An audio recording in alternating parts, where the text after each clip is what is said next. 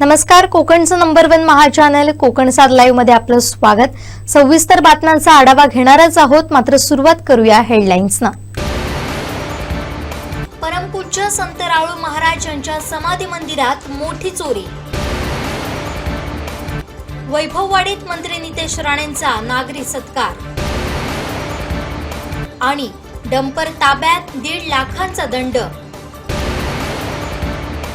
आता पाहूया सविस्तर बातम्या।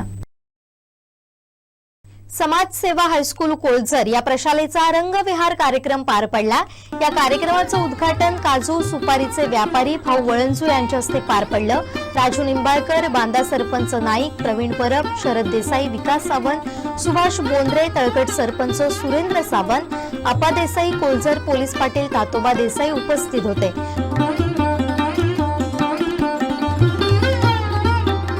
उपस्थित मान्यवरांचा मुख्याध्यापक राठोड यांच्या हस्ते सत्कार करण्यात आला। रंगविहारमध्ये विद्यार्थ्यांच्या कलांनी रसिक मंत्रमुग्ध झाले। सूत्रसंचालन सागर पांगुळे यांनी केलं।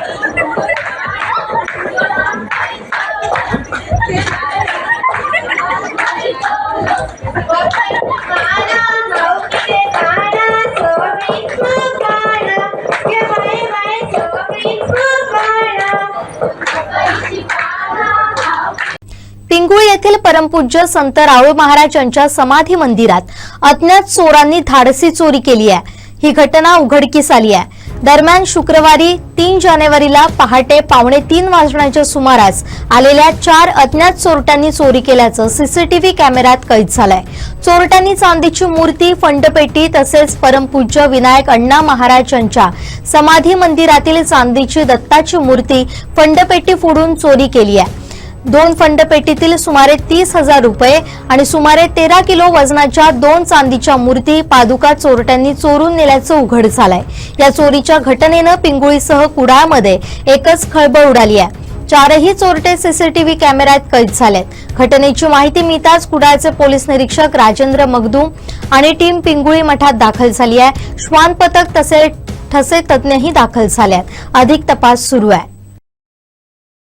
सुप्रसिद्ध लेखक आणि संगणक तज्ञ अच्युत गोडबोले यांचं व्याख्यान कणकवली व्यापारी संघाद्वारे आयोजित करण्यात आलंय। पाहुयात हे व्याख्यान कधी होणार आहे। व्यापारी संघातर्फे या वर्षीपासून एक वेगळा उपक्रम सुरू करण्यात आलेला आहे आणि त्या उपक्रमाचं वैशिष्ट्य असं आहे की सर्वसामान्य नागरिकांच्या मनामध्ये व्यापारी हा आपल्याला लुटण्यासाठीच, आपल्याकडनं पैसे काढण्यासाठीच कार्यरत असतो असा एक समज जो आहे हा बदलायचा आहे। आणि त्यासाठी आम्ही हे पहिलं पाऊल कणकवली व्यापारी संघातर्फे उचललेलं आहे। या अंतर्गत एक व्याख्यान आम्ही सुरू करतोय आणि पहिलं पुष्प गुंफण्यासाठी संगणक तज्ज्ञ अच्युत गोडबोले यांना आम्ही निमंत्रित केलेलं आहे। गुरुवार दिनांक 9 जानेवारी संध्याकाळी 6 वाजता वसंतराव आत्रेकर प्रतिष्ठानमध्ये त्यांचा कार्यक्रम आहे। साधारणपणे 1-1.5 तास ते बोलतील आणि त्यानंतर उपस्थित सर्व किंवा येणाऱ्या प्रत्येक प्रश्नाला ते समाधानकारक उत्तर देतील। हा निव्वळ व्यापाऱ्यांसाठीच कार्यक्रम नसून सर्व वर्गवारीतल्या म्हणजे अगदी प्राथमिक शाळेच्या विद्यार्थ्यांपासून कॉलेजच्या विद्यार्थ्यांपर्यंत आणि वेगवेगळ्या व्यावसायिकांसाठी सगळ्यांसाठी मार्गदर्शक असा हा सर्वसमावेशक कार्यक्रम आहे। आणि त्यामुळे या कार्यक्रमाला ज्यांना आर्टिफिशियल इंटेलिजन्स किंवा कृत्रिम बुद्धिमत्ता याबद्दल उत्सुकता आहे, माहिती पाहिजे, त्यांनी अवश्य या कार्यक्रमासाठी हजर राहावं आणि आपल्या वेळेचा सदुपयोग करून घ्यावा अशी कणकवली व्यापारी संघातर्फे मी सर्वांना विनंती करतो। महाराष्ट्र राज्याचे मत्स्योद्योग आणि बंदरे विकास मंत्री नितेश राणेंचा वैभववाडीत भाजपा पक्षाच्या वतीनं नागरी सत्कार करण्यात आला।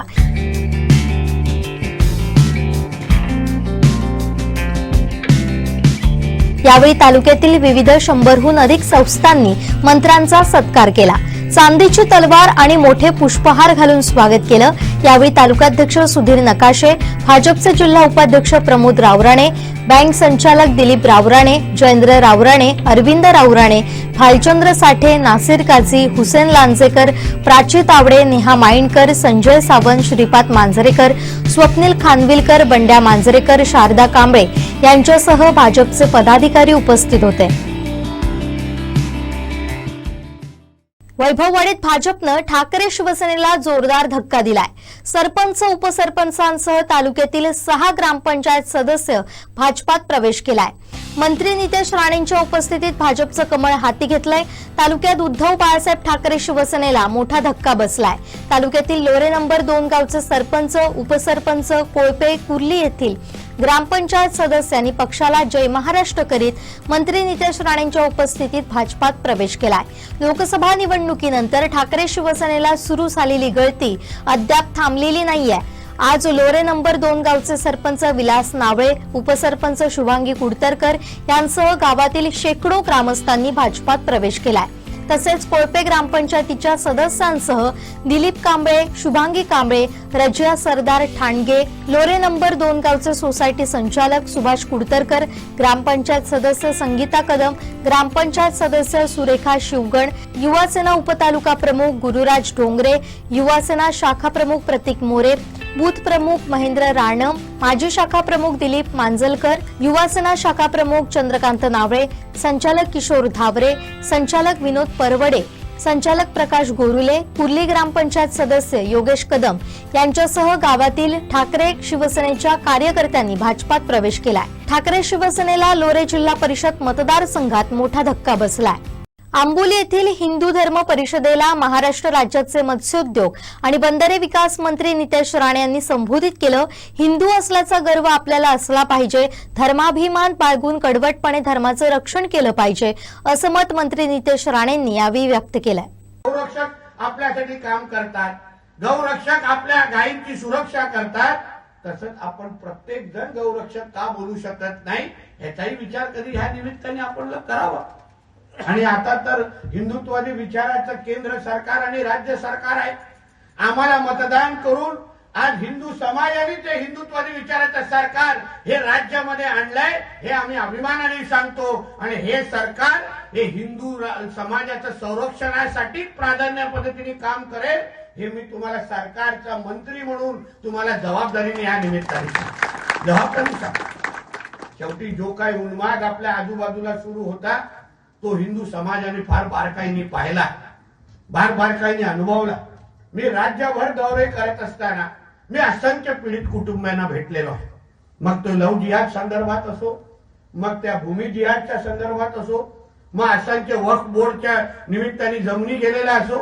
मी तुम्हाला आश्चर्य वाटेल, मी त्या दिवशी मुद्दामून आपल्या कलेक्टर जिल्हाधिकारी कार्यालयातून आपल्या जिल्ह्यामध्ये वक्फ बोर्डच्या जो काही बोर्ड आहे, जो कायदा आहे, त्याच्या अंतर्गत कुठल्या कुठल्या जमिनीवर त्यांनी ताबा केला त्याची जेव्हा माहिती मागितली, मी तुम्हाला आश्चर्य वाटेल, किमान 50 ते 60% आपल्या सिंधुदुर्गाच्या जमिनीवर महाराज आमच्या त्या वक्फ बोर्डनी ताबा ठोकलेला आहे। त्याच्यामध्ये मोठ्यातले मोठे देवस्थान पण आहेत, ज्या देवांना आपण मानतो, त्यांची पूजा करतो, त्यांच्या समोर नतमस्तक होतो। या सगळ्या काही महत्वाच्या देवस्थानावर पण जोशीजी या वक्फ बोर्डच्या लोकांनी दावा ठोकलेला।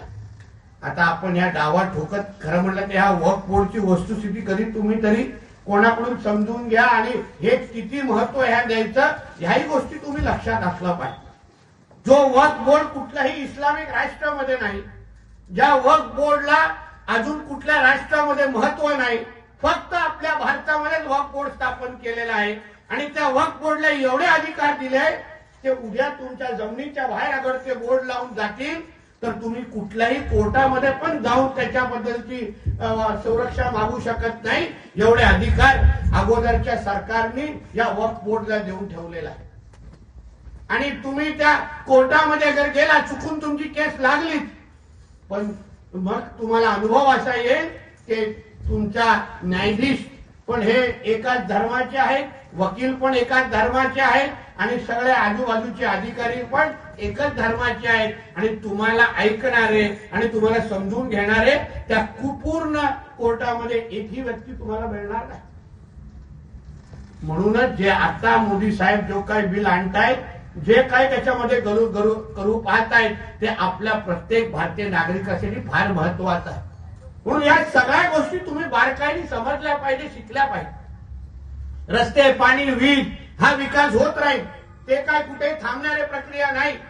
पण जो बांधलेला रस्ता असेल, असणारी नळ पाणी योजना असेल, मिळालेली वीज असेल, तुम्ही हिंदू म्हणून जिवंतच राहिलात नाही तर ह्या गोष्टीचा वापर तुम्ही करू शकता का, याबद्दल कुठेतरी विचार करा. आज मोठ्या प्रमाणामध्ये आपल्या माता भगिनी आणि आपल्या बहिणींना या धर्मांतर आणि लव्ह जिहादच्या निमित्ताने त्यांचं आयुष्य खराब करण्याचं काम या जिहाद्यांच्या माध्यमातून सुरू आहे. त्यांचा एकच उद्देश आहे की या देशाला इस्लामिक राष्ट्र बनवायचं आणि त्यासाठी जास्तीत जास्त माता भगिनींचा धर्मांतर करून आपला धर्म वाढवायचा, हा एकमेव त्यांच्या लोकांचा उद्दिष्ट आहे. व या सगळ्या त्यांच्या कट्टरपंथीला, या सगळ्या त्यांच्या कडवटपणेला जोपर्यंत आपण कडवटपणेनेच अगर उत्तर देत नाही, त्याच पद्धतीचा कट्टर होत नाही, तोपर्यंत काय त्या लोकांचा सामना तुम्ही करू शकणार नाही. कारण का ते 24 तास आपल्या धर्माबद्दल विचार करतात आणि आपण 9 ते 5च करतो. 5 वाजता आपण दुकानाचं शटर कसं बंद करतो तसं बंद करायचं आणि विसरून जायचं, मग काय धर्माबद्दल काही बोलू नका, अशी अगर भूमिका अगर आपण सगळे झेंडा लावतात, मोकळे होतात, मग काय सगळेच नियम कायदे फक्त हिंदूंसाठी आहेत का? फक्त सगळे नियम फक्त हिंदूंनीच पाळावे का? म्हणून मी नेहमी आपल्याला सांगतो, प्रशासनालाही सांगतो, आपणही सगळ्यांनी लक्षात ठेवलं पाहिजे की जो नियम अन्य धर्माला लागतो तोच नियम हिंदू धर्माला लागेल तर त्या गोष्टी मान्य आहे. नाहीतर हिंदूंसाठी वेगळे नियम आणि अन्य धर्मांसाठी नियमच नाही, अशा गोष्टी आपल्या हिंदू राष्ट्रामध्ये चालता कामा नये आणि हे तुम्ही सगळ्यांनी चालून देता कामा नये, ही शपथ खरं म्हणलं तर या धर्म परिषदेच्या निमित्ताने घेतली पाहिजे. आपण या धर्म परिषदेतून निघत असताना आपण आपल्या मनामध्ये हिंदू धर्माबद्दल किती आपण कडवट आहोत हे फक्त शब्दामध्ये आणि कपड्याच्या माध्यमातून दाखवून उपयोग नाही, पण ती कृतीतून पण दाखवण्याची गरज आहे. तुम्ही बघा आजूबाजूला आपल्याला जय श्रीराम म्हणण्याचा कधी कधी विरोध होत चाललेला आहे, पण तुम्ही विचार करा, आपण जय श्रीरामचा विरोध होतो, आपण आपल्या भारतामध्ये काही गोष्टी सहन करतो, पण तेच अगर कोणाला आपण अल्लाहू अकबर म्हणण्यासाठी अगर रोखलं तर किती लोक त्या निमित्ताने जमा होतील आणि आपल्याला आपल्या शरीराला तिथे त्या पद्धतीने ठेवतील तरी का, आपल्यावर किती हल्ले होतील याचा कधीतरी आपण विचार करायला. म्हणून धर्मासाठी काम करत असताना आपल्यामध्ये कडवटपणा हा असलाच पाहिजे आणि त्या दृष्टिकोनातून आपण हा प्रवास करायला. असंख्य महत्वाचे आव्हानं आपल्या धर्मासमोर आज आहे. धर्मांतर सारखं मोठं आव्हान ज्याच्यासाठी महाराज आणि सगळे फार मोठ्या प्रमाणामध्ये काम करतात असं कानावर आलं. धर्मांतर हा विषय हा आपल्या देशाला 2047 ला इस्लाम राष्ट्र बनवण्याच्या दृष्टिकोनातून एक फार मोठं षडयंत्र आहे. ज्या देशामध्ये 90% हिंदूंची लोकसंख्या आहे त्या देशामध्ये हिंदूंची लोकसंख्या कमी करायची असेल तर मग धर्मांतर सारखे विषय वापरा, हिंदूंची जनसंख्या कमी करा आणि 2047 ला हा देश इस्लाम राष्ट्र म्हणून घोषित करा. असे हे जे काय ह्यांचे मनसुबे आहेत हे आपण हाणून पाडणं हे हिंदू म्हणून आपलं परम कर्तव्य आहे. तुम्ही कधी बघा, कुठल्याही मुसलमान व्यक्तीला थांबवा, कुठल्याही ख्रिश्चन व्यक्तीला थांबवा आणि त्याचा पूर्ण दिवसाचा कार्यक्रम बघा, तो प्रत्येक कामामध्ये, प्रत्येक निर्णयामध्ये, दिवसाच्या प्रत्येक मिनिटामध्ये आपल्या धर्माला प्राधान्य देऊन आपलं आयुष्य जगतो आणि तरच आपल्या आयुष्याचा तो प्रवास करतो. मग हिंदू म्हणून आपण दिवसामध्ये आपण आपल्या धर्माची किती आठवण करतो, प्रत्येक निर्णयामध्ये आपण आपल्या धर्माला किती प्राधान्य देतो, यावर थोडं आपण ह्या धर्म परिषदेच्या निमित्ताने विचार करायला. म्हणजे ते म्हणतात ना, छत्रपती शिवरायांनी जन्माला यावं पण शेजारच्या घरी, असं मत आपलं असता कामा नये. धर्म म्हणून आपल्या धर्माची सुरक्षा करण्यासाठी मी हिंदू म्हणून काय भूमिका घेतो हे फार गरजेचं आहे. आणि तसं आपल्या धर्मामध्ये फक्त सहन करायचं असं कुठेही लिहिलं नाही. माहिती देणारे अजून लोक आपल्याला माहिती देतील. आपल्या धर्मामध्ये धर्माच्या रक्षणासाठी शस्त्र उचलण्याची पण मुभा आपल्या धर्मामध्ये आहे. आणि ते कधी करायचा निर्णय घ्यायचा हे हिंदू म्हणूनही आपण लोकांनी निर्णय घेतला पाहिजे. शेवटी अगर आपण आपल्या धर्माला आपल्याला सुरक्षित ठेवायचं असेल तर साम दाम दंड भेद या सगळ्या पद्धतीचे अगर आपण शस्त्र अगर वापरले, विचार केला, तरच आपण आपल्या हिंदू धर्माला सुरक्षित ठेवू शकतो. का हो, फक्त एकच धर्म सुरक्षा करण्यासाठी हिंदू धर्म रक्षक हा एकच कशाला हवा? आपल्याला या परिषदेमध्ये येणारा प्रत्येक व्यक्ती हा हिंदू धर्म रक्षक म्हणून आपला प्रवास का करू शकत नाही? का समाजामध्ये वावरू शकत नाही? समाजामध्ये हिंदू धर्म म्हणून आपली धाक आणि भीती का निर्माण करू शकत नाही? कोणी आपल्या मंदिराकडे, आपल्या गौमाताकडे कोण वाकड्या नजरेने पाहिलं तर त्याचे हात कापले पाहिजे अशी धाक आपण हिंदू धर्म म्हणून किती प्रामाणिक पद्धतीने होत आहे याची माहिती आपल्या समोर मांडलेली आहे. मला अभिमान वाटतो की आमच्या ह्या सिंधुदुर्गाच्या आंबोलीच्या भागामध्ये आपल्या माध्यमातून चालू असलेलं काम आणि हिंदू धर्माला ताकद देणं, हिंदू धर्माचा कवच म्हणून आपण सगळेजण पुढे येणं हे माझ्या हिशोबाने फार महत्वाची बाब आहे. आणि आपण सगळेजण अतिशय ताकदीने या गोष्टी करत असल्यामुळे मला आपल्या सगळ्यांवर सार्थ अभिमान आहे. आवर्जून मी आपल्याला इथे उल्लेख करेन. सगळ्याच गोष्टी आज बोलत असताना हिंदू धर्म म्हणून आपण सगळ्या जणांनी आयुष्य जगत असताना आपल्या धर्माला प्राथमिकता देणं हे फार गरजेचं आहे.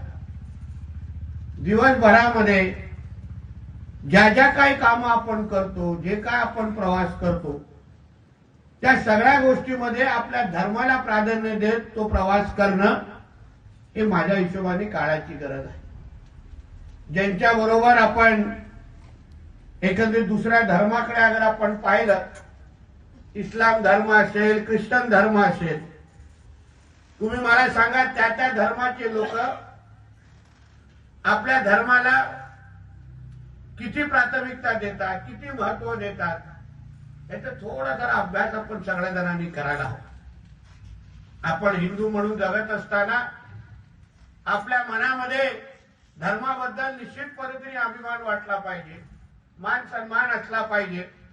पण त्याचबरोबर त्यात तेवढीच कडवटपणा, कट्टरपणा पण तेवढाच असला पाहिजे हे आवर्जून मी तुम्हाला सांगेन. नुसतं आपण अंगावर भगवं घातलं तर म्हणजे हिंदू होत नाही हे आवर्जून आपल्याला इथे उल्लेख करेल.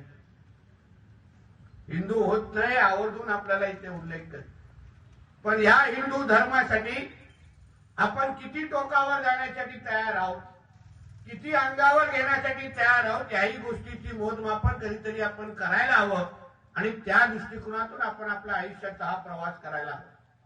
शेवटी आपला हा भारत देश हा एक हिंदू राष्ट्र आहे. कोणी कितीही बोललं, कोणी किती आपल्याला प्रश्न विचारला, आपण प्रत्येकाने आपल्या मनामध्ये बांधून टाकलं पाहिजे की माझा हा देश हा हिंदू राष्ट्र आहे, हा हिंदूंचा देश आहे. आणि म्हणून या देशामध्ये काही करत असताना, कुठलेही निर्णय घेत असताना सर्वात पहिलं हिंदूंची बाजू घेणं हेच आपलं परम कर्तव्य स्वीकारून आपण पुढे गेलो पाहिजे हे मी तुम्हाला आवर्जून इथे सांगतो. मला काही जण येतात आणि माझ्याकडे सर्व धर्म समभावची एकंदरीत व्याख्या किंवा काही गोष्टी मांडायला सुरुवात करतात. मला सर्व धर्म समभाव हा कधीही इस्लामिक राष्ट्र आणि ख्रिश्चन राष्ट्रामध्ये मांडण्याची कोण हिंमत पण करणार नाही. कारण का त्याला माहिती आहे की तो विषय मांडला तर तो किती काळ जिवंत राहील हा फार मोठा प्रश्नचिन्ह आहे. पण हे सगळे विश्लेषण, ही सगळी माहिती ही फक्त आपल्या समोरच कसं मांडायचं, आपल्यालाच कसं पटवून द्यायचं, का आपला देश बघा किती सेक्युलर आहे, आपल्या इकडे भाईचारा आहे, आपल्या इकडे अन्य धर्मांना बरोबर घेऊन आपण ह्या देशामध्ये जगलं पाहिजे. हे जे काय हा जे काही टेप रेकॉर्डर आपल्या समोर जे चालू असतं ते कुठे ना कुठे त्याला बंद करण्याची गरज आहे. आपण स्पष्ट भूमिका घेतली पाहिजे. या देशामध्ये आपल्याला राहायचं असेल, या देशामध्ये आपल्याला वाढायचं असेल तर इथे पहिलं हिंदूंचंच हित बघितलं जाईल आणि मग सगळ्या जणांना मोजलं जाईल. ही आपल्या व्याख्या ठेवून जेव्हा आपण पुढे प्रवास करू, मी तुम्हाला सांगतो हिंदू समाज म्हणून 90% आपले प्रश्न सगळे सुटतील. कारण का काय होतं, आपणच कधी कधी प्रश्नचिन्ह निर्माण करायला सुरू करतो. आता आमच्या बांद्यामध्ये आम्हा लोकांना आमच्या सहकाऱ्यांना भगवा मोठा ध्वज तिथे उभं करायचा होता. जिल्हा परिषद प्राथमिक शाळा चौकुळ नंबर 4 मराठी शाळेनं काढलेल्या डिजिटल QR कोड कॅलेंडर हा जिल्ह्यातीलच नव्हे तर राज्यातील नाविन्यपूर्ण उपक्रम आहे, असे उद्गार जिल्हा परिषद सिंधुदुर्गचे प्राथमिक शिक्षणाधिकारी डॉक्टर गणपती कमळकर यांनी काढले. जिल्हा परिषद प्राथमिक शाळा चौकुळ नंबर 4 मराठी शाळेतील शिक्षक जावेद तांबोळी यांनी काढलेल्या QR कोड कॅलेंडरचा प्रकाशन सोहळ्यात ते बोलत होते. सावंतवाडी तालुक्यातील चौकुळ गावातील मराठीवाडी या वाडीत असलेली प्राथमिक शाळा. या शाळेत नुकतेच हजर झालेले शिक्षक जावेद तांबोळी यांनी आतापर्यंत विविध नाविन्यपूर्ण उपक्रम हाती घेतले. नवीन वर्षाच्या पार्श्वभूमीवर अनेक खासगी शाळा शाळेचं मार्केटिंग करण्यासाठी दिनदर्शिका काढतात. मात्र चौकुळमध्ये असलेल्या एका दुर्गम शाळेतील शिक्षकानं जिल्हा परिषद शाळेचं सुद्धा कॅलेंडर असलं पाहिजे या भावनेनं एक खास कॅलेंडर काढलंय. हे कॅलेंडर डिजिटल असून QR कोड त्यावर आहे. आतापर्यंत शाळेत राबवलेले सर्व उपक्रम, शाळेची वाडीची माहिती असलेले हे कॅलेंडर आहे. या कॅलेंडरचा प्रकाशन सोहळा शिक्षणाधिकारी डॉक्टर गणपती कमळकर, उपशिक्षणाधिकारी आंगणे, गटशिक्षणाधिकारी कल्पना बोडके, सरपंच गुलाबराव गावडे, केंद्रप्रमुख आरबी गावडे यांच्या उपस्थितीत पार पडला. शिक्षणाधिकारी डॉक्टर गणपती कमळकर, उपशिक्षणाधिकारी रामचंद्र आंगणे, गटशिक्षणाधिकारी कल्पना बोडके यांनी या उपक्रमाचं कौतुक केलं. या प्रकाशन सोहळ्यास उपसरपंच लीना गावडे, केंद्र मुख्याध्यापक शीतल गावडे, ग्रामपंचायत सदस्य सुरेश शेटवे, पोलीस पाटील रवींद्र गावडे, अध्यक्ष संजू गावडे, विद्या गावडे, सायली गावडे आदींसह आंबोली चौकुळ केंद्रातील सर्व शिक्षक उपस्थित होते.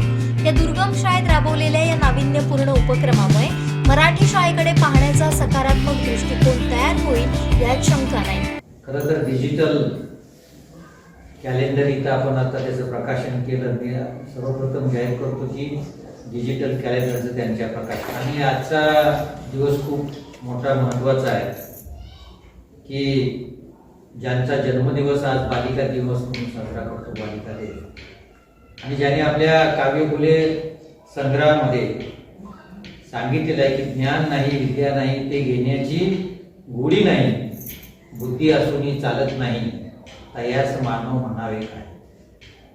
असं ज्ञानाचं महती सांगणाऱ्या सावित्रीबाई फुलेंचा जन्मदिवस आहे. आपण म्हणतो की थोर महात्मे होऊन गेले, चरित्र त्यांची पहा जरा, आपण त्या समान होऊ हाच घ्यावा बोलत. आता ओव्या सांगितल्या, बघितल्या, खूप छान तुम्ही ओवीतून आपल्या भगिनीने तुमच्यासमोर मांडलं, पण ती एक तरी ओवी अंगीकारायला पाहिजे. सावंतवाडी तालुक्यातील आरोंदा येथील रस्त्यावर पट्टेरी वाघ दिसून आला असून गोवा इथं जात असलेल्या 4 चाकी गाडीसमोर रात्रीच्या सुमारास या वाघानं दर्शन दिल्याची माहिती मिळते. सध्या हा व्हिडिओ सोशल मीडियावर व्हायरल होतोय. हा वाघ त्या रस्त्यावर बसलेला दिसून येतोय. आरोंदा येथील उमळात भागातील हा व्हिडिओ असल्याचं सांगण्यात येत आहे. याबाबत वन विभागाकडे चौकशी केली असता अद्याप कोणतीही अशी माहिती नसल्याचं वन अधिकाऱ्यांनी सांगितलंय. याबाबत चौकशी करून माहिती देऊ असंही ते म्हणाले. दरम्यान हा व्हिडिओ चंद्रपूर येथील असल्याचंही सोशल मीडियावर व्हायरल होतोय. त्यामुळे हा पट्टेरी वाघ नेमका कुठला याबाबत अधिकृत माहिती वन खातंच देऊ शकेल. सद्यस्थितीत सिंधुदुर्ग जिल्ह्यात पट्टेरी वाघ असल्याचं निदर्शनास आल्यानं हा वाघ आरोंदा इथं दिसल्याचीही जोरदार चर्चा सर्वत्र आहे. सोशल मीडियावर सध्या हा व्हिडिओ प्रचंड व्हायरल होतोय.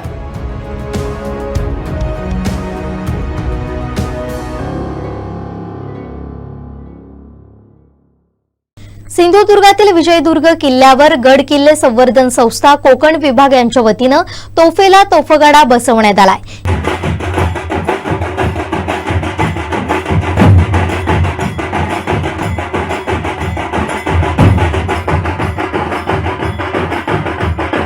यावेळी विजयदुर्ग किल्ल्यावर महाराष्ट्रातील विविध भागातून 400 ते 500 शिवभक्त उपस्थित होते.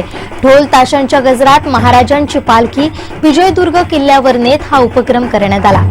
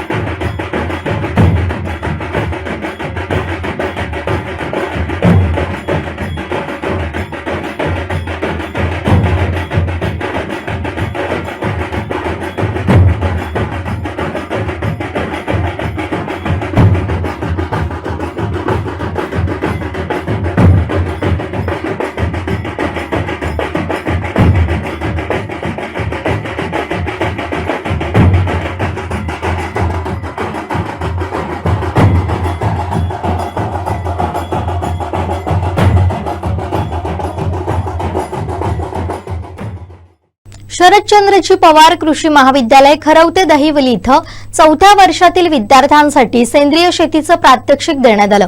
महाविद्यालयाचे प्राचार्य डॉक्टर सुनीत कुमार पाटील यांच्या संकल्पनेतून नांदी फाउंडेशन आणि महिंद्रा क्लासरूम यांच्या संयुक्त विद्यमानं हे 3 दिवसीय प्रशिक्षण आयोजित करण्यात आलं होतं. या प्रशिक्षणामध्ये महाविद्यालयाच्या 4थ्या वर्षातील 60 विद्यार्थ्यांनी उत्स्फूर्तपणे सहभाग घेतला.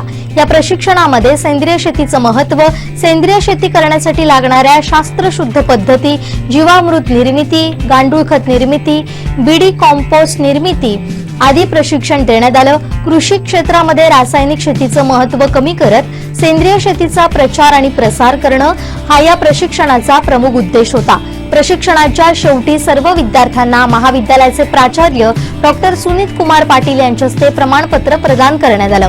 या प्रशिक्षणास प्रशिक्षक म्हणून मयूर सावंत यांनी काम पाहिलं. तर हे कल्चर आपल्याला आता काय करायचं आहे की हे जे आपण कावडंग केक बनवलेले आहेत तर त्यामध्ये आपल्याला किमान आपलं एवढं आतमध्ये एवढं खोल करायचं आहे आणि त्यातलं अर्ध कल्चर प्रत्येकामध्ये तुम्ही टाकायचं आहे आणि परत ते पॅक करून घ्यायचं आहे. त्यानंतर पुढचं आहे शेवटचं असेल ते लिक्विडमध्ये असतं. त्यासाठी आपल्याला ते छोट्याशा एका बॉटल्समध्ये प्लॅस्टिकच्या जुन्या कुठल्या तरी त्यामध्ये पाणी मिक्स करायचं आणि ते तयार करून घ्यायचं आणि ते आपल्याला जो शेवटचा आपला 6 नंबरचा जो केक आहे त्यामध्ये आपल्याला ते ॲड करायचं असतं. अर्धच टाकायचं आहे, अर्ध परत ठेवायचं पण आपल्याला परत आपण बीडी कंपोस्ट करतोय त्याला पुन्हा आपल्याला लागणार आहे ते आपल्याला हे वापरायचं आहे त्या ठिकाणी. कणकवली पर्यटन महोत्सव 2025 येत्या 9 जानेवारीपासून ते 12 जानेवारीपर्यंत कणकवली पर्यटन महोत्सवाचं आयोजन केलं. या पर्यटन महोत्सवाच्या उद्घाटनाला 9 तारीखला या पर्यटन महोत्सवाचं उद्घाटन आपले महाराष्ट्र राज्याचे मंत्री सन्माननीय नितेशजी राणे साहेब आणि कुडाळचे लोकप्रिय आमदार निलेशजी राणे साहेब, त्याचप्रमाणे भारतीय जनता पार्टीचे अध्यक्ष व सर्व पदाधिकारी यांच्या हस्ते या कार्यक्रमाचं उद्घाटन होईल. या कार्यक्रमाच्या उद्घाटनाच्या दिवशी 9 तारीखला आपण भव्य असा ऑर्केस्ट्रा ठेवतोय, म्हणजे सलमान अली नाईट, म्हणजे सलमान अली विथ बँड, म्हणजे सलमान अली गायक सिंगर आपला इंडियन आयडलचं जे प्रथम क्रमांक मिळवला होता तो 9 तारीखला येतोय आपल्या पुऱ्या बँडसहित. या कार्यक्रमाचं उद्घाटन, महोत्सवाचं उद्घाटन रात्र 9 वाजता कार्यक्रमस्थळी होईल उद्घाटन. त्याच्या आधी 8:30 वाजता सलमान अलीचा कार्यक्रम सुरू होईल आणि 9 वाजता एक अर्ध्या तासासाठी कार्यक्रम थांबून या कार्यक्रमाचं उद्घाटन होईल. त्यानंतर दुसऱ्या दिवशीचा जो कार्यक्रम आहे 10 जानेवारीला तो आपण लोकल कलाकारांना देतो दरवर्षीप्रमाणे, म्हणजे कणकवलीतील व कणकवलीच्या आजूबाजूच्या परिसरातील जे कलाकार आहेत जे सांस्कृतिक क्षेत्रात काम करतात, कनक संध्या असं याला नाव दिलेलं आहे. आणि 250 कलाकारांसहित 10 तारीखला हा कार्यक्रम सायंकाळी म्हणजे रात्र 8 वाजता सुरू होईल. त्याच्यानंतर 11 जानेवारीला आपण पुन्हा इंडियन आयडलची टीम बोलवतोय इंडियन आयडलमधले ऋषी सिंग जो अयोध्येचा आहे, ज्यांनी आपल्या सिंगिंगने पूर्ण देशाला हादरून टाकलं, तो ऋषी सिंग येतोय. त्याचप्रमाणे नितीन कुमार येतोय सिंगर, आणि सायली कांबळे, हे 3 सिंगर इंडियन आयडलमधले 11 तारीखला येतात. तो कार्यक्रम 11 तारीखला 8 वाजता सुरू होईल, 11 तारीखचा कार्यक्रम. आणि त्यानंतर 12 तारीखला रविवार आहे, 12 तारीखला महोत्सवाचा समारोप.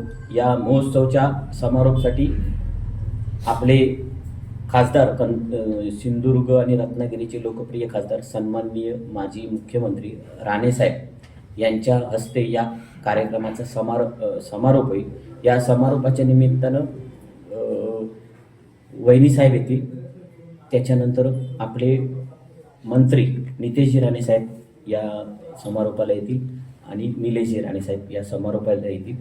हा समारोप आपण कार्यक्रम सुरू झाल्यानंतर मध्यंतरामध्ये समारोप करणार आहोत. अर्ध्या तासासाठी कार्यक्रम थांबवण्यात येईल. शेवटच्या दिवशी इंडियन आयडल, म्हणजे आम्ही दरवर्षी बघायचो की बंडू अरणे असतील किंवा आमचे सर्वच नगरसेवक, की पवनदीप आणि अरुणिता हे आपल्याला दरवर्षी कार्यक्रम ठरवायला गेलो तर ती बुकिंग असायची. यावर्षी आम्ही त्यांना आधीच 2 महिने सांगून ठेवलं होतं की आम्हाला तुम्ही डेट द्या म्हणून. त्याचप्रमाणे ते आपल्याला पवनदीप आणि अरुणिता हे विनर आहेत. 1 नंबर पवनदीप आणि 2 नंबर अरुणिता, अशी इंडियन आयडलमध्ये 2 विनर आहेत. म्हणजे 1 नंबरला तो आला पवनदीप आणि 2 नंबरला अरुणिता. तर त्यांचा स्वतःच्या बँडसहित ऑर्केस्ट्रा होईल. आणि त्याचबरोबर चेतना भारद्वाज ही देखील त्यांच्याबरोबर त्यांच्या टीममध्ये आहे. ती चेतना भारद्वाज या टीम घेऊन पवनदीप आणि अरुणिता शेवटच्या दिवशी कणकवलीकरांचं मनोरंजन करण्यासाठी येतील. सिंधुदुर्ग जिल्ह्यातील जनतेला मी सांगतो की आपण इंडियन आयडलमधले टॉपचे सर्व सिंगर आणले. त्याच्यामुळे जास्तीत जास्त लोकांनी कणकवली शहर असेल, आजूबाजूची गावं असतील, सिंधुदुर्ग जिल्ह्यातील जनतेने ते पाहण्यासाठी कणकवलीमध्ये यावं. आणि 4 दिवसाच्या या कार्यक्रमाचं पूर्ण आयोजन भारतीय जनता पार्टी सिंधुदुर्ग जिल्ह्याच्या वतीने होतं आणि याचं पुरस्कर्ते आहेत सन्माननीय आपले मंत्री नितेशजी राणेसाहेब. त्यामुळे हा कार्यक्रम जास्तीत जास्त लोकांनी पाहून या कार्यक्रमाची रूपरेषा किंवा तुम्हाला मी सांगितलं या कार्यक्रमाला कणकवली आणि आजूबाजूचे जास्तीत जास्त लोक पाहण्यासाठी येतील. नादवडे एमआयडीसी होणार अशी मोठी घोषणा मंत्री नितेश राणे यांनी वैभववाडीत केली. नागरी सत्कार सोहळ्यात ते बोलत होते. पाहूया. आमच्या वैभववाडीच्या विकासासंदर्भात ज्या ज्या संकल्पना आमच्या नजरेसमोर आहेत, प्रामुख्याने ज्या ज्या इच्छा तुम्ही आतापर्यंत व्यक्त केल्या, आता येणाऱ्या कालावधीमध्ये एक सर्वात पहिलं कामाला जे मी लागणार आहे ते माझ्या वैभववाडीमध्ये एक एमआयडीसी आणण्याच्या दृष्टिकोनातून मी पावलं टाकायला सुरू करणार. नादवड्यामध्ये आमच्या बंड्या असो, आमचे नकाशेची असो, त्यांनी एक चांगली जमीन मला सुचवलेली आहे. संबंधित अधिकारी आणि उद्योग खात्याशी बोलून लवकरात लवकर तिथे एमआयडीसी जाहीर करण्याचं काम मी माझ्या माध्यमातून करीन, एवढा विश्वास तुम्हाला सगळ्या जणांना या निमित्ताने देतो. जेणेकरून आपल्याला तरुणींना ह्या तालुक्यामध्येच राहून, या जिल्ह्यामध्येच राहून रोजगाराच्या चांगल्या संधी त्यांनाही भेटल्या पाहिजे. या दृष्टिकोनातून आपण आपल्या पावलं टाकू. चांगले ते चांगले प्रकल्प आणि जास्तीत जास्त निधी या वैभववाडी तालुक्याच्या दृष्टिकोनातून कशी येतील. आता आपले जे काही मुद्दे आहेत, बीएसएनएलचा असो, आरोग्याचा विषय असो, काही रस्त्यांचा विषय असो, या सगळ्याच्या सगळ्या प्रश्नांना सोडवण्याची जबाबदारी आता माझी असेल, एवढा विश्वास तुम्हाला मी देतो. विजयपासून ते बीएसएनएल पासून ते रस्त्यापर्यंत कुठल्याही प्रश्नाला प्रलंबित ठेवणार नाही, एवढं धाक तुमच्या आमदार किंवा मंत्रीचा असेल, एवढा शब्द तुम्हाला मी आजच्या निमित्ताने देतो. म्हणून त्याची निश्चिंत राहा. सत्तेत नसतानाही या भागाचा विकास केला. आता मंत्री झालोय, त्यामुळे येथील जनतेनं विकास कामाची चिंता करू नये. विरोधकांनी विकास कामांना विनाकारण विरोध करू नये असा इशारा विरोधकांना दिलाय. काय म्हणालेत मंत्री नितेश राणे, पाहूया. फक्त आता तुम्हाला एक सांगेन, कुठल्याही वैभववाडी तालुक्याच्या प्रश्नासंदर्भात मी कोणाबरोबर तडजोड करणार नाही. मी अधिकाऱ्यांनाही सांगितलं, कारण अधिकाऱ्यांनी मला विरोधी पक्षामध्ये बघितलेला आहे. त्यांनाही वाटत असेल हा विरोधी पक्षामध्ये असा आहे, मंत्री झाल्यावर किती वाईट होईल याचा अनुभव त्यांना आता पुढे जाऊन येईल. कारण का मला तुमच्या पलीकडे मी कुठल्याही गोष्टीला महत्व देणार नाही. मला माझ्या वैभववाडीच्या तालुक्याचा विकास हवा आहे. इकडचा प्रत्येक प्रश्न, मग तो नगरपंचायती असो किंवा ग्रामीण भागाचा असो, इकडच्या आलेल्या प्रत्येक अधिकारी आणि प्रशासनाला त्याला सोडवण्याची भूमिका त्यांनी घ्यावी. आणि कुठल्याही माझ्या कार्यकर्त्यांना कुठल्याही पद्धतीचा त्रास आता तर मी सहन करणार नाही, कुठलाच सहन करणार. कोणालाही गुंतवायचं नाही, कोणाला पुन्हा त्रास द्यायचा नाही. इकडे तिकडे अवेळी फोन तर मुळीच करायचे नाही. कारण का कसे कोणाचे कधी अवेळी फोन जातात याची सगळी डिक्शनरी माझ्याकडे आहे.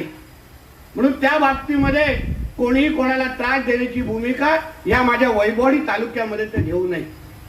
ठीक आहे, आता तरी आपण बघितलं तर 80-85% तालुका आमचा भाजपमय आणि महायुतीमय झालेला आहे. आहेत 15% काहीतरी औषधाला ठेवलेला आहेत आमचे, आणि म्हणून त्यांना पण तिथे किती ठेवायचे हे आम्ही बघू. म्हणून आमच्या राजकीय स्पर्धक आणि विरोधकांना पण सांगेन, तुम्ही विकासाला अगर कुठे विरोध केला तर नितेश राणे आणि आमचं राज्य सरकार हे तुमचं आडवं येणार, हे तुम्हाला आजच्या निमित्ताने मी तुम्हाला सांगतो. माझं हृदय वैभववाडीतच आहे असे भावोद्गार मंत्री नितेश राणेंनी काढले. मंत्री झाल्यानंतर पहिल्यांदा त्यांचा वैभववाडीत भव्य नागरी सत्कार सोहळा पार पडला, त्यावेळी ते बोलत होते. पाहूया. स्टेजवर बसलेले माझ्या वडिलांबरोबर काम केलेले सगळे ज्येष्ठ सहकारी, माझ्यापेक्षा वयाने मोठे असले तरी मुलासारखं मला सांभाळलं, माझ्या डोक्यावर हात ठेवला, माझ्या बरोबर खांद्याला खांदा लावून काम केलं. आणि सगळ्या बाबतीमध्ये आपण जनतेला न्याय कसा देऊ शकतो वैभववाडीच्या, हाच एकंदरीत मी माझा हेतू समजला. कधीच कुठल्या गोष्टीमध्ये आणायला दिलं नाही. कुठलाही अधिकारी, कुठलंही सत्तेचं पद हे माझ्या वैभववाडीपेक्षा मोठं नाही, हे समजून घेऊन मी आतापर्यंत काम करत आलेलो आहे. म्हणून जेव्हा जेव्हा तुमच्या कुठल्याही प्रश्नाचा विषय यायचा, मग तो विधिमंडळ असो, मंत्रालय असो किंवा कुठल्याही स्थानिक पातळीवर आमदार अधिकाऱ्याशी बोलण्याचा विषय, तुम्हाला नेहमी वाटत असेल की बघा आमदार अशा पद्धतीने अधिकाऱ्यांच्या अंगावर गेला. हे मीडियावाले तर माझ्याबद्दल ते लोक बातम्या पण छापायचे का नाही, नितेश राणेंची भाषा बघा, अधिकाऱ्याला खडसावलं, अधिकाऱ्याला असे बोलले. पण माझ्या नेहमी मनामध्ये एक भावना असायची की माझ्यासाठी माझ्या वैभववाडीची जनता ही महत्वाची, तो खुर्चीवर बसलेला अधिकारी महत्वाचा नाही. तो आज ह्या जिल्ह्यामध्ये असेल, उद्या कुठल्या तरी सांगली आणि पुण्याच्या विद्यार्थ्याची ट्रान्सफर घेऊन जाईल, पण मला तुमच्या बरोबरच जगायचं आणि तुमच्या समोरच मला आयुष्याचा प्रवास करायचा आहे. म्हणून तुमच्या इच्छेपेक्षा कुठल्याही गोष्टी कधीही मोठ्या ठेवल्या नाही, कधीही मोठ्या ठेवल्या. आणि आता तर तुम्ही मंत्री झालेला आहात, मी एकटा नाही, हे सगळे मंत्री झालेले आहेत इकडे. म्हणून आता जसं विधिमंडळामध्ये तुमची वट वाढवली, तुमची ताकद आणि तुमची कॉलर टाईट केली, आता मंत्रालयामध्ये पण तुम्ही जेव्हा शिराल आणि सांगाल की आम्ही नितेश राणेच्या मतदारसंघामध्ये आहे, समोरच्या व्यक्तीची प्रतिक्रिया ऐकल्यानंतर तुमची नक्की कॉलर टाईट होईल. एवढं काम तुमचा आमदार करून दाखवेल, एवढा विश्वास देतो. म्हणून आता तुम्ही निश्चिंत राहा. अहो, आमदार असताना मी कधी कोणाला सोडलं नाही, तुमच्यासाठी भरभरून आणलं. आता तर तुमचा आमदार मंत्री झालेला आहे, आता फक्त असे हात ठेवा, असे काही चिंता करू नका. असा कुठलाच तुमचा एक प्रश्न ठेवणार नाही. जेव्हापासून मंत्रालय स्वीकारलंय, मंत्रालयाचा कारभार स्वीकारलाय, कितीही महाराष्ट्रामध्ये डोळा असला तर माझं हृदय हे माझ्या वैभववाडी मतदारसंघामध्ये आहे, हे तुम्ही लक्षात ठेवा. म्हणून सुरुवातीला जे आमच्या मित्रांनी सांगितलं, आता ते महाराष्ट्राचे झाले, हे भाषणापुरते ठीक आहे, मी इकडचाच आहे आणि इकडचाच राहणार, त्याचा काही बदल त्याच्यात होणार नाही. कारण का शेवटी मला या भागाचा विकास करायचा आहे. कारण का तुम्ही ज्या पद्धतीने 10 वर्ष मला सांभाळलात, मला ताकद दिली ना, माझ्यासाठी खरंच सोपं नाही. जेव्हा जेव्हा 14 आणि 19ची निवडणुकीचा निकाल लागायचा, मलाही मी पण थक्क असायचो मतदानाचा आकडा बघितला ना. मला किती प्रेम आणि किती विश्वास ही माझी जनता मला करते, माझ्यावर करते. जेव्हा जेव्हा प्रचाराला यायचो, जेव्हा जेव्हा कार्यक्रमाला यायचो, तेव्हा तेव्हा तुम्ही प्रेम दाखवायचा, विश्वास दाखवायचा, जवळ घ्यायचा आणि त्या पद्धतीचं मतदान पेटीतून आपलं सगळ्या जणांचं दिसायचं. म्हणून मतदार म्हणून तुम्हाला जी जबाबदारी पार पाडायची आहे तुम्ही एकदा नाही तीनदा पार पाडली आहे. आता परत देण्याची जबाबदारी ती माझी असेल एवढा विश्वास तुम्हाला मी या निमित्ताने देतो. बांदा दोडामार्ग राज्यमार्गावर गॅस वाहतूक करणाऱ्या टेम्पोला अपघात झालाय.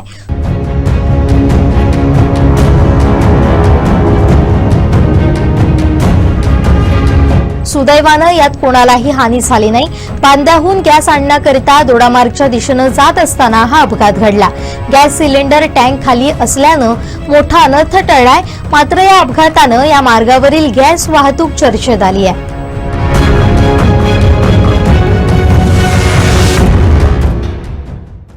संत बाळूमामा या यशस्वी नाट्यप्रयोगानंतर या वर्षासाठी नितीन आसेकर प्रस्तुत श्रीदेवी भूमिका दशावतार लोककला नाट्य मंडळ मळगाव यांनी अजून एक दर्जेदार कलाकृती साकारली आहे. त्यांनी प्रस्तुत केलेल्या संत कबीर या नाटकाच्या पहिल्याच नाट्यप्रयोगाला रसिकांनी मोठ्या संख्येनं उपस्थित राहून पसंती दर्शवली आहे.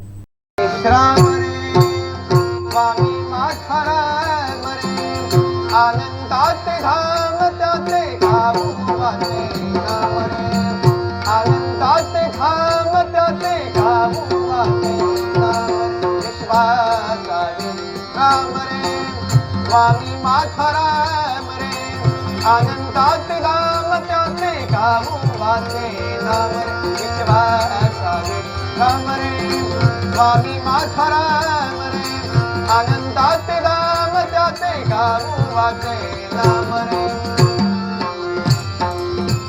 रामभक्तीवर आधारित असा हा दर्जेदार भव्य दिव्य ट्रिक्सिन युक्त नाट्यप्रयोग मळगावमध्ये मोठ्या दिमाखात पार पडला. संत कबीर या दर्जेदार नाट्यप्रयोगानं रसिकांची मनं जिंकली.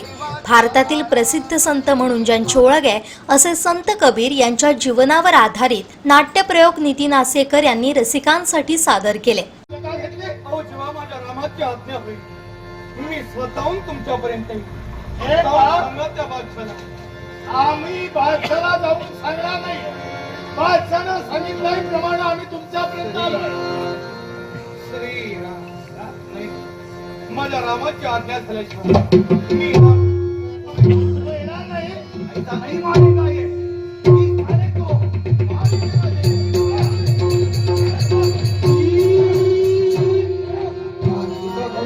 हा बखुला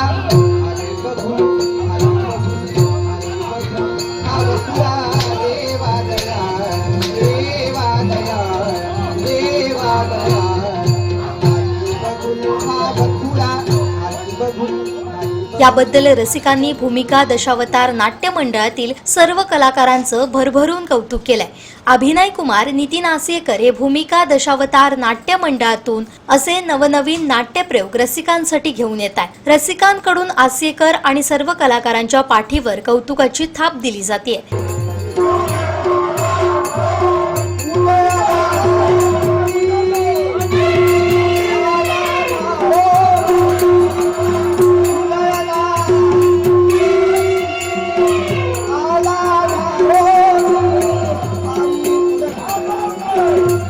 या मंडळाच्या माध्यमातून असेच नवनवीन नाट्यप्रयोग रसिकांसमोर घेऊन समाज प्रबोधन करावं अशी अपेक्षाही रसिकांकडून व्यक्त केली जाते.